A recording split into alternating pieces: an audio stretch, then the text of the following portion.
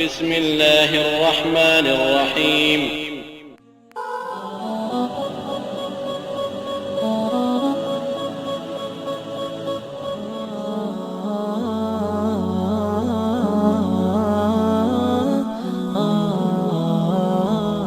دا معاذ بن جبل رضي الله عنه معاذ بن جبل رضي الله عنه هغه مشهور صحابي وچت انسان معاذ بن جبل یو فقيه عالمه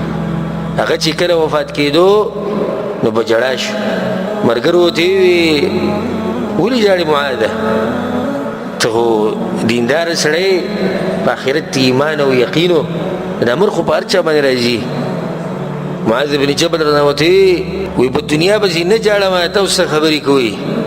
الله اکبر معاذ بن جبل د دنیا سره سکار او دنیا دغه سره سکار نبی اولی جاړي زه جاړم وی هغه وړي کی چې موږ وګدي روجي نیوي جمع نه یاد کړي کوم روجو به خبره د وړي پر روجو به خبره او غدا جمع وګدي شپې موږ چې وګ تاجید کول ځکه چې دا په جنت کې نشتی وره دا په جنت کې نه روجنی ونشتی وره په جنت کې قیام الليل دا نشتی درېمه خبره به سبزي جاړي مونږ چې وې څنګه مات کړي علماء ته بناسو هغه برته خو دین بیانو دا په جنت کې نشته ځکه کسانو ته دا ویما کوم چې در رسول الله ناراضي معاذ بن جبل رضی الله عنه هغه په دې حلقو بس او په دې مجلسونو بس هغه جړل چې دا بنئ نو ګور دا نیکان خلک په دې پسرلی بس جاړي الله اکبر هغه جړل په دې موسم پس چې زمونږ نه بندگی ختم شوه د الله سبحانه وتعالی جړلې په دې موسم پسې وي هغه خواږه عبادتونه رانه لاړو نن سبا زمونږ ځوانان هم جاړي خو جاړي بس یو ما ولیدو اټکي به لګېدلي د جړان لکه مور دې مړه ده پلار دې مړلې نیکه دې مړلې څه چل شی پته څه مصیبت راغلی مونځ د نه پاتې شوی که درس د نه پاتې شوی که سبل سب بندگی د الله سبحانه وتعالی هغه د نګیره شوی ده که پاتې شوی سجل وینا خبر خو نه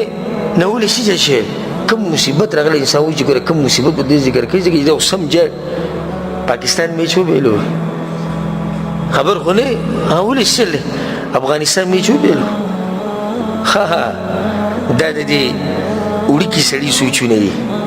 دا هغه انسان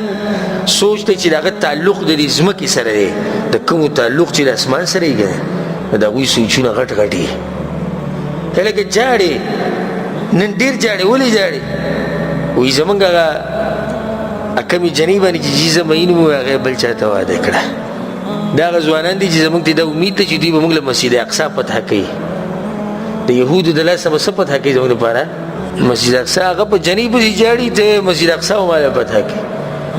هغه پاکستان وبېلله او افغانستان وګټله او افغانستان وبېلله او انډیا وګټله هغه په دې سوچ کې دی او ته وایې دی وماله چې فتح کوي زموږ ځوانان د نهي په چاپ کې بنای شي بلیډ پرې راغستی مخ صفا کوي چې د جنکو په شان شي زموږ ځوانان نوي ډیزاین والا جامې جوړوي چې ډمانو په شان شي زمونږ ځوانان سندرو خراب کړو زمونږ ځوانان نشو خراب کړو زمونږ ځوانان غلطو لغړو فلمونو خراب کړو زمونږ ځوانانو دنیا خراب کړو